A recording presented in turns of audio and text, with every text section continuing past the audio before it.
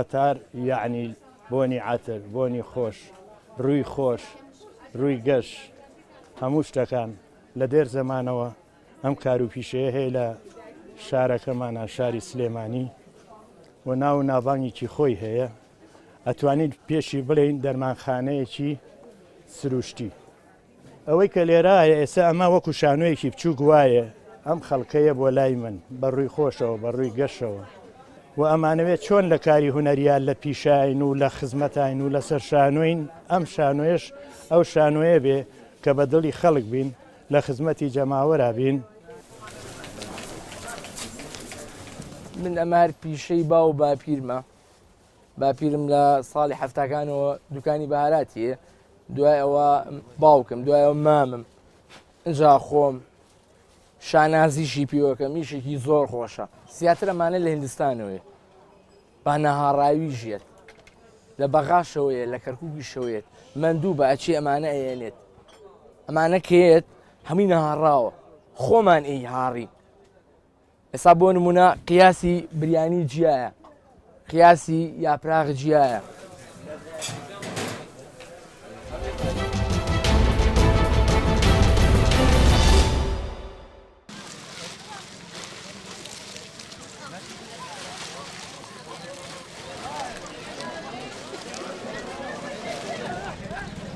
من جامد دوی چالاکیا هانی ده گه ام شعار خواه یعنی ام پیک بینن او جی چی یعنی ام همی دسته که بین چه ادیان به چه قومیت به یزیدی به عربی به چه مسلمان به گه چه به بس گه ام همی دسته که بین و آلیکار بین به هفره بو بیتر گه ام پیش کهون و ام بیتر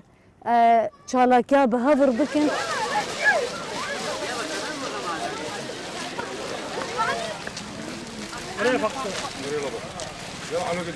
افروکا اف هوا که ما انجام دو کارگیری و کمپ ما میلیون هماهنگی دیگر نوان دو ورزش لوین آکری و رکخرا و داد یا پسر رکخرا و یونیسف با مرا ماش انجام دادن و هوا اوا کو خلق فری جنگ پاریزی و پاکجیه ببیتن و اف جنگ جوان ما کردستان هر دم یه پاکج بیتن و خلق پیگیری پاکجیه بکتن و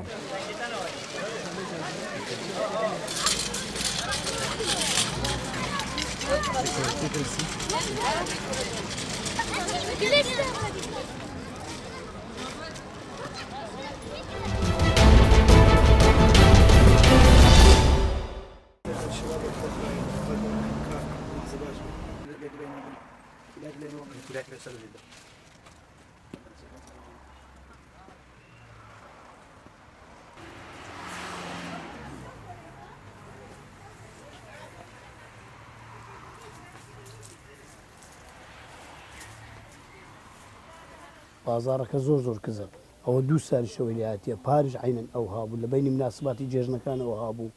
یعنی لەگەر ئەو زروفەی زیاتر تاسیری کردیە چکە زروری نییە ئیشی قماشی زروری نییە وەک خواردن نیە وەک جلگو بەرگ زروری نییە بەس کابرا دەبی مناسباتەکە شتەکە لەو حوڵی دەدا بەس ئێستا ناو مناسباتمەوە لە پێشە نەورۆز ساران کە نەورۆز دەهات کووەکی مەسلەیە کابرا دێگۆ دوکاندار دەژیاوە ئەو هابوو بەس بەڕاستی ئەو سارەکە هیچ ئومێدەکمان نییە نەزم هەتێ ئێستا هەر نازانی کە مناسباتت لە پێشە هیچ نازانی هەست پێ ناکەی کە مناسباتت لە پێشەکەەوە نەورۆزە کادێ ئەو ئەگەر بەتەمای خۆی مانجێ دابێتن ژۆچ کابرای دەکەوتی دەکەوتە کۆشی خوای و ئەوزە نازم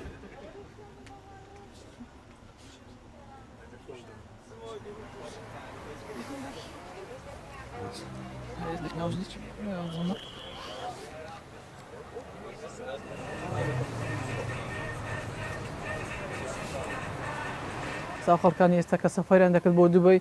دوکاندارەکان دوو مانگ جارێک سەفەریان دەکرد بۆ دوبێ بۆ جلک ئێستا بە 3 مانگ بە 6 مانگ سەفەر ناکەن ئەوانش دەزان کە ئێرە هەرێمی کوردستان تووشی قەیرانش دارایی بووە